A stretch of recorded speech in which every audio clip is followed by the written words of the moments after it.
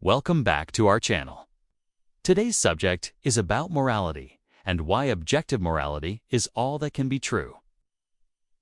What if I told you that under subjective morality, nothing is truly evil? Not genocide, not slavery, not child abuse, just different perspectives. That's the terrifying implication of a world where right and wrong are based on feelings, opinions, or cultural trends. Today, we live in a time where phrases like "live your truth" and "morality is personal" sound enlightened, but they carry a hidden cost.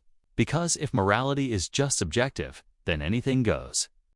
If one person believes murder is wrong and another thinks it's justified, who's to say which is right? If every culture defines its own morality, then Nazi Germany was just another valid moral system. See the problem? In this video, we're going to pull back the curtain on why subjective morality collapses under its own weight, and why objective moral truth isn't optional, it's essential.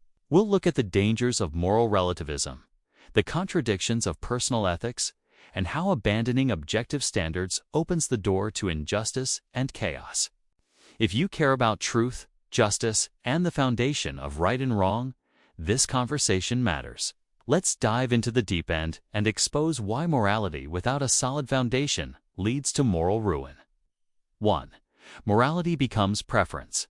When morality is subjective, it boils down to personal preference. What feels right to you? In this view, moral claims are no different from statements like "I prefer chocolate over vanilla." That means statements like "murder is wrong" or "slavery is evil" lose their weight. They aren't really wrong. They're just disliked by certain people or societies at certain times. The implication is staggering. If someone sincerely feels that stealing or abuse is acceptable, who are we to say they're objectively wrong? This destroys the moral foundation for justice. We don't say "I prefer that people not commit genocide." We say genocide is wrong, period. If we reduce morality to mere preference, we remove any ability to condemn evil in a meaningful way. We also lose the ability to praise true virtue. Acts of kindness, sacrifice, and love don't have objective goodness. They're just one person's taste. Subjective morality makes all moral statements equal in validity, which means even the most horrific acts can't be condemned as truly wrong. It reduces deep moral convictions to flavor choices, and no society can flourish under that illusion. 2. No real right or wrong. Subjective morality implies that there is no ultimate right or wrong, only different perspectives. But if that's true, how can we ever say that something is truly evil or truly good? If morality is entirely individual or cultural, then practices like child sacrifice, human trafficking, or slavery can't be universally condemned. They're just different moral expressions. When you eliminate objective standards, every moral claim becomes equally valid, even contradictory ones. A society that legalizes oppression becomes just as morally justified as one that fights for human rights. This leads to moral chaos. It means we cannot say with certainty that the Holocaust was wrong. We can only say we disapprove of it. But that's not how the human conscience operates. Deep inside, we all know some things are evil in all times, all places, all cultures. This problem is not just theoretical. It affects law, justice, and governance. Without a higher moral reference, laws become arbitrary, and morality changes with power shifts. The result is not freedom, but confusion and ultimately tyranny. Societies require real moral anchors, and subjective morality cannot provide them. 3. Moral relativism collapses into contradiction. Moral relativism, the idea that morality is relative to individuals or cultures, might sound tolerant on the surface, but it collapses under scrutiny. If you believe all moral systems are equally valid, then you must also accept moral systems that reject tolerance. For example, if a culture believes that oppressing minorities is good, moral relativism forces you to say, "That's just their way, and it's valid too." That's a contradiction. Relativism also makes moral disagreement meaningless. If everyone's view is right for them, then there's no real basis for debate or moral progress. You can't say slavery was wrong in 1800s America if morality is just cultural. You can't say we're better now for abolishing it, just different. That makes moral growth impossible. Worse, moral relativism is often self-refuting. If someone says, there are no absolute moral truths, that itself is presented as an absolute truth. It undercuts itself. It tries to be a universal truth about the lack of universal truth. Ultimately, relativism tries to protect freedom, but ends up making morality meaningless. It sounds open-minded, but it leaves us without the tools to confront injustice or seek real moral change. For subjectivism is self-refuting.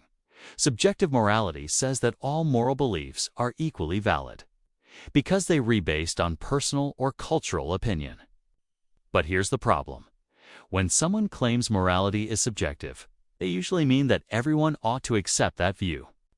In other words, they make a moral claim about how we should see morality, which is itself an objective claim.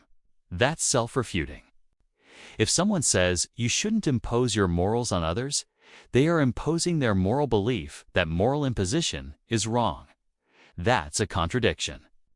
They've smuggled objective morality into a worldview that claims to reject it. This happens all the time in modern discourse.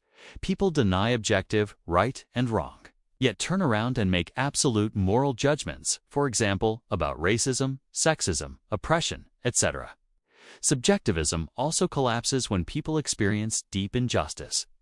If someone steals from you, you don't say, well, I guess from their perspective, that was right. You feel wronged, and you expect others to agree.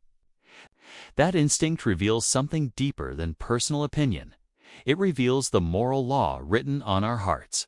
In the end, subjectivism tries to eliminate objective truth, but it cannot live consistently by its own standard. 5. No basis for human rights. Subjective morality cannot provide a solid foundation for universal human rights. If morality is simply a matter of personal or cultural opinion, then rights become nothing more than socially agreed-upon preferences, not binding truths. That means one society can decide women have rights, and another can decide they don't, and both are equally valid under subjective morality. But this clashes with our deep moral intuition that all humans have inherent worth, regardless of what a society or dictator says.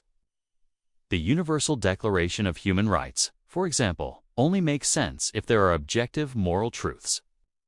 Truths that apply to all people, in all cultures, across all times.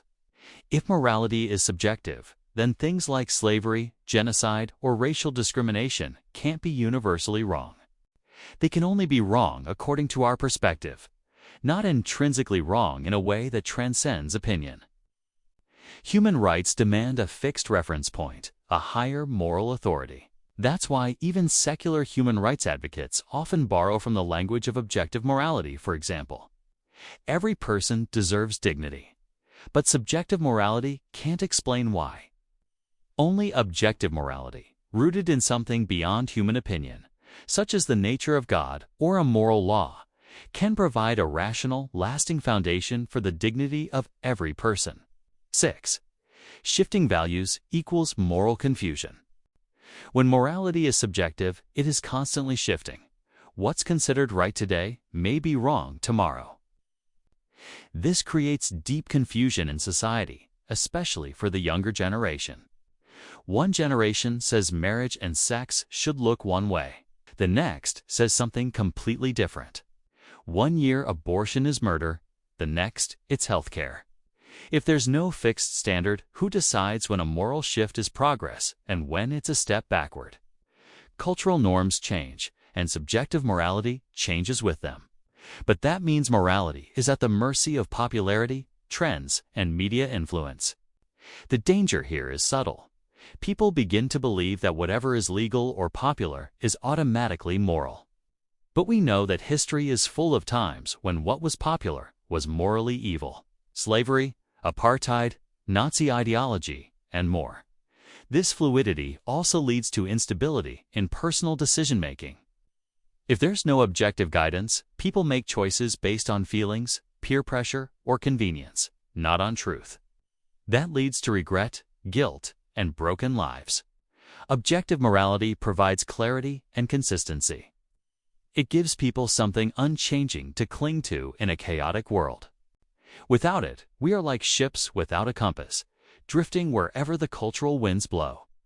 7. Might makes right. If morality is purely subjective, then in practice, power decides morality. Whoever has the most control, be it governments, corporations, or mobs, gets to determine what is right. This is the terrifying consequence of abandoning objective morality. Ethical standards are no longer grounded in truth, but in dominance. History shows us what this looks like.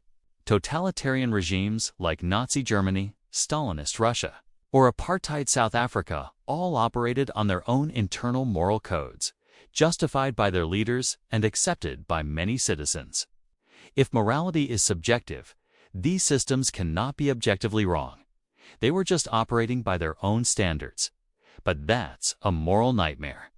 Without objective morality, there's no defense against oppressive power. The minority loses. The voiceless are trampled. The strong do what they want, and the weak suffer. Justice becomes whatever the ruling class says it is.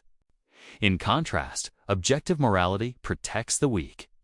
It says that even if the entire world decides something evil is right, it's still wrong. It provides a standard to hold power accountable.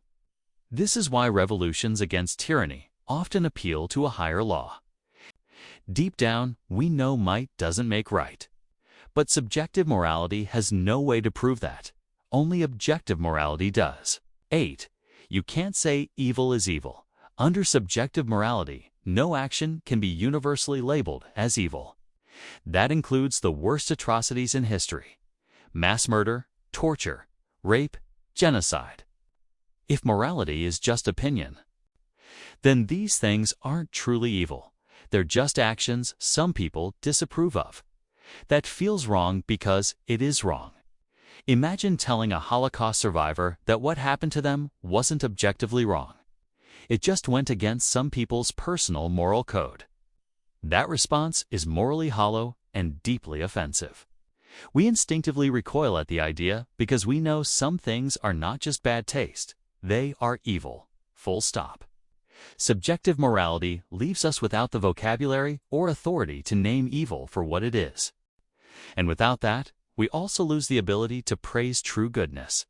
If evil isn't real, then neither is good. When we call something evil, we are invoking a real standard, not just expressing emotion. We're saying there's a way the world ought to be, and that some actions violently violate that way. But ought only makes sense if there's a real, objective standard to appeal to.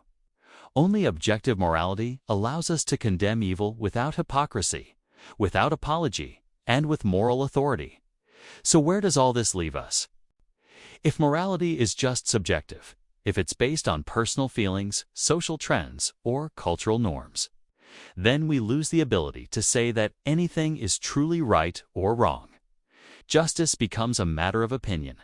Human rights become negotiable, and evil becomes just another point of view. That kind of world doesn't lead to freedom. It leads to confusion, chaos, and ultimately, oppression. But deep down, we all know certain things are wrong. Torturing children is always wrong. Rape is always wrong. Loving your neighbor, protecting the innocent, these are always right. Not because we feel it, but because they are anchored in something bigger than us. That anchor is objective morality, and it only makes sense if there is an unchanging moral lawgiver, God Himself. God is the source of all moral truth. His nature defines goodness. His commands reflect justice, and His image stamped on every human life gives us our dignity and worth. Without God, we have opinions. With God, we have truth. Objective morality reveals that we live in a moral universe, one designed by a holy, loving, and just Creator. And if that's true, then how we live truly matters. So the real question isn't, do we want objective morality? The question is, Are we willing to submit to the one who defines it? Truth isn't a human invention. It's a divine revelation. And until we return to the God who gives it, we'll keep wandering in moral darkness.